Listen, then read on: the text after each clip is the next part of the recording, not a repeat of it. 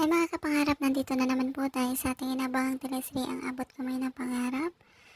Dahil nadala na si Dr. Carlos doon sa mental hospital at ayun na nga, binisita ni Zoe ang kanyang daddy Carlos doon at tinanong nito kung ano bang plano nito at wag na daw itong mag-drama kasi siya lang naman ang nandun at alam na niya ang katotohanan na nagsisinungaling lang ito at nagkukunwari lang na baliw ito. At sinabi naman ni Dr. Carlos na ginagawa lang niya daw yun dahil hindi para kay Zoe kundi para sa mga nakpaligid sa kanya. At sinabi ni Dr. Carlos na mayroon siyang kakilala doon sa hospital kung kaya't mabilis lang sa kanya ang paglabas-pasok sa hospital at gusto niyang puntahan si Lynette at ang una ng punteriyahin ay si Dr. RJ at gusto niya mawala ito sa kanilang landas.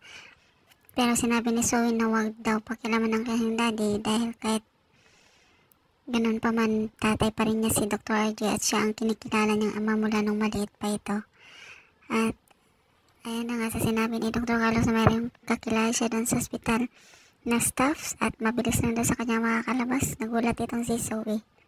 Ito namang si Dr. RJ balik sa pagka-doktor at tungtuwa sila Giselle, pati na din sila Annalyn at nag-celebrate silang lahat at nahuling dumating itong si Zoe at nag-congrats din ito sa kanyang daddy.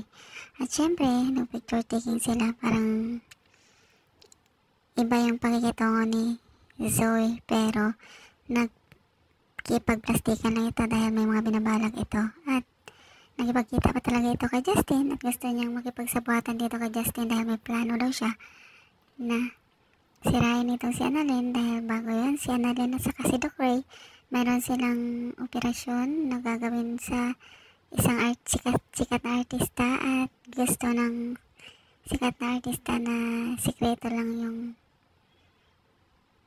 gagawin at walang makakaalam o ibang makakaalam sa mga gagawin nila kung kaya't nagpirma sila Dr. Ray at Dr. Annalyn sa kasunduan na walang lalabas na balita o hindi malaman ng ibang tao pero lingid sa kanilang kaalaman alam ni Zoe ang mga nangyayari at yan ang gagamitin niyang panira kay Annalyn dahil balak niya itong sirain para makikout ito doon sa Apex at walan ng gana sa kanya yung kanyang daddy RJ. At ayun na nga guys, ito namang si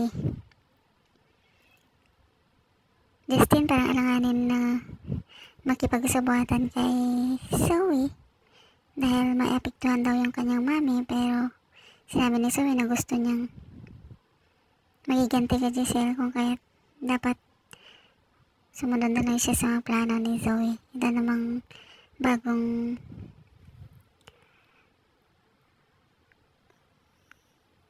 kumuha ng share at 37% naman lang yung share sa company ng Apex. Sobrang excited ito si Giselle at talagang pinaghahanda niya ito. Binigyan pa niya ito ng bulaklak pero binalik sa kanya.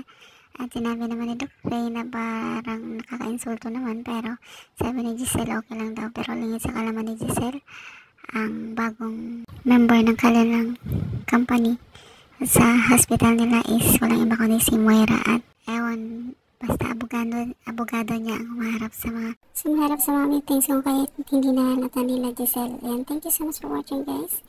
Please don't forget to like, subscribe and press the bell button for you to notify you on my next video. Thank you so much and bye!